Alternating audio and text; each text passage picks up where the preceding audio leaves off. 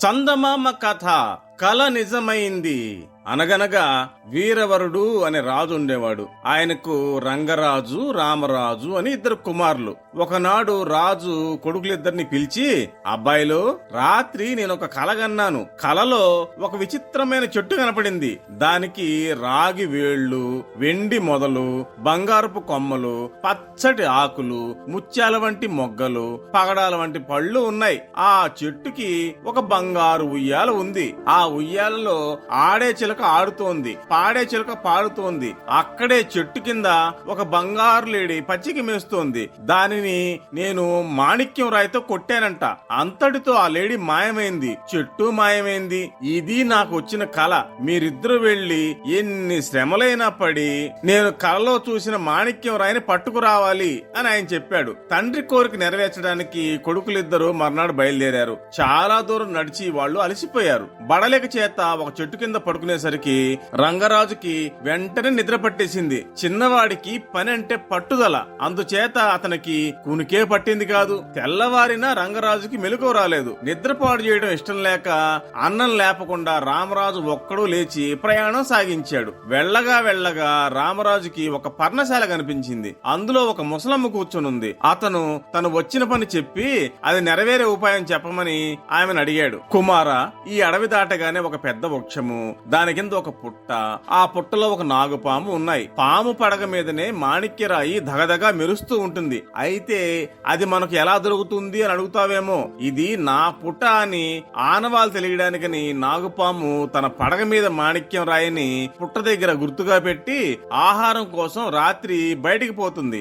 ఆ సమయం కనిపెట్టి ఒక తట్టతో రాయిని మూసేయాలి. నాగుపాము తిరిగొచ్చి ఇదేమిటా అని కోపం కొద్దీ ఆ తట్టను కాట్లు వేసి చివరికి ప్రాణం విడుస్తుంది. అప్పుడు ఆ రాయి పట్టుకురా అని చెప్పింది. ఆమె అసలు ముసలమ్మే కాదు, దుర్గాదేవి. ఇతని మీద దయగలిగి ఆమె అసలు మర్మం చెప్పింది. రామరాజు సరిగ్గా ఆ ప్రకారమే చేసి మాణిక్యం రాయి పట్టుకొచ్చి ఆమె చేతికి ఇచ్చాడు. చిన్నవాడి తెలివితేటలకు, పనిలో పట్టుదలకు దేవి సంతోషించి, నాయన రాకుమారా, ఈ రాయి మళ్లీ తెచ్చిన చోటే పెట్టేయి. తండ్రి పాము వచ్చి ఆ రాయిని పట్టుకుపోతుంది. దాని వెంబడే వెళ్ళావంటే మీ తండ్రి కలలో కనపడిన చెట్టు చూడగలవు అని ఆమె దీవించి పంపింది. దేవి చెప్పినట్టుగానే రామరాజు తండ్రి పామును వెంబడించి ఒక సొరంగంలోకి ప్రవేశించాడు. కొంత దూరం వెళ్లేసరికి 6 రకాల ఉయ్యాలల్లో హాయిగా ఊగుతున్న 6 నాగకన్యలు కనిపించారు. వాళ్ళారుగురు అతన్ని చూసి చిరునవ్వుతో, ఓయి రాజకుమారుడా, నీవు వచ్చిన పని మాకు తెలుసులే.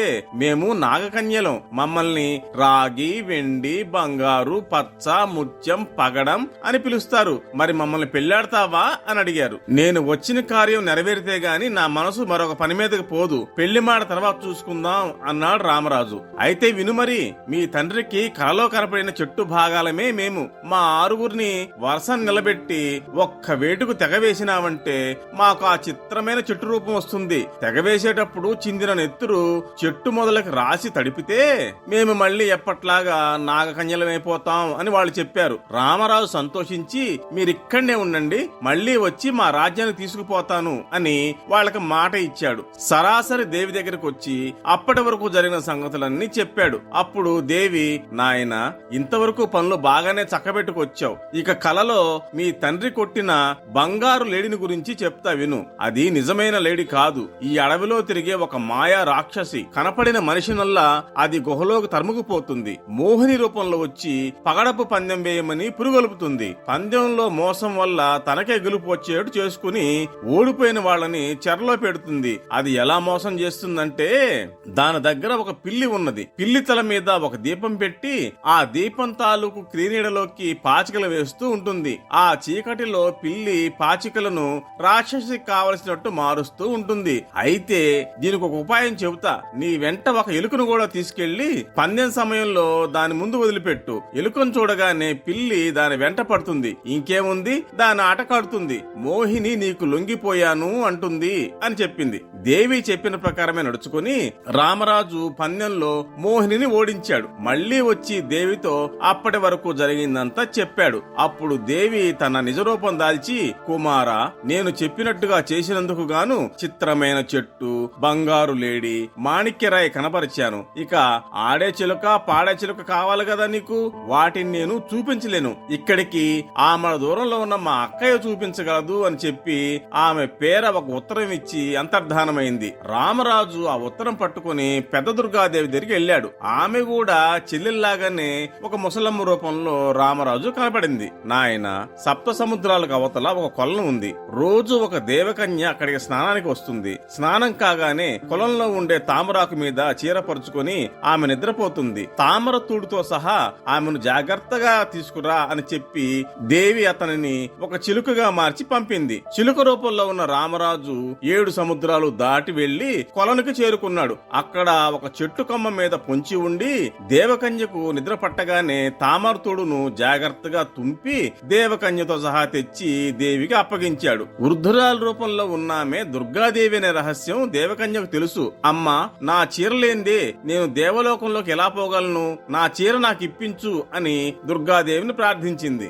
దేవి అప్పుడు నిజరూపం దాల్చి, సరే, నీ కోరిక నెరవేరుస్తాను, నేను చెప్పిన పురుషుణ్ణి పెళ్లాడతావా అని అడిగింది. అందుకు దేవకన్య, నా మేలు కోరే తల్లివి, ఎప్పుడైనా నీ మాటకు అడ్డు చెప్పగలనా అని తన అంగీకారం తెలిపింది. వెంటనే దేవి ఆమె చీర ఆమెకి ఇచ్చివేసి చిలుక రూపంలో ఉన్న రామరాజును మామూలుగా మార్చివేసింది. ఇద్దర్ను దీవించి వివాహం చేసి, నాయనా రాజకుమారా, నీ తండ్రి కలగన్న ఆడే చిలుక పాడే చిలుక ఎక్కడో ఉన్నాయనుకుంటున్నావు కాబోలు, మీరిద్దరే ఆ చిలుకలు రెండును సుఖంగా ఉండండి అని వాళ్ళ చేతులు కలిపి దేవి మాయమైంది. భార్య అయిన దేవకన్యను 6 నాగకన్యలను మోహిని రూపంలో ఉన్న మాయలేడిని తీసుకుని రామరాజు తన రాజ్యానికి వెళ్లిపోయాడు. మర్నాడు వీరవర మహారాజు దర్బార్ చేశాడు. దేశ దేశాల నుంచి రాజులు మహారాజులు వచ్చారు. నిండు సభలో చిన్నవాడు తాను సంపాదించుకుని వచ్చిన మాణిక్యరాయిని తండ్రి చేతులలో ఉంచాడు. నాన్నగారు, నన్ను ఈ 6 కన్యలను ఒక్క వేటుకు నరికివేస్తే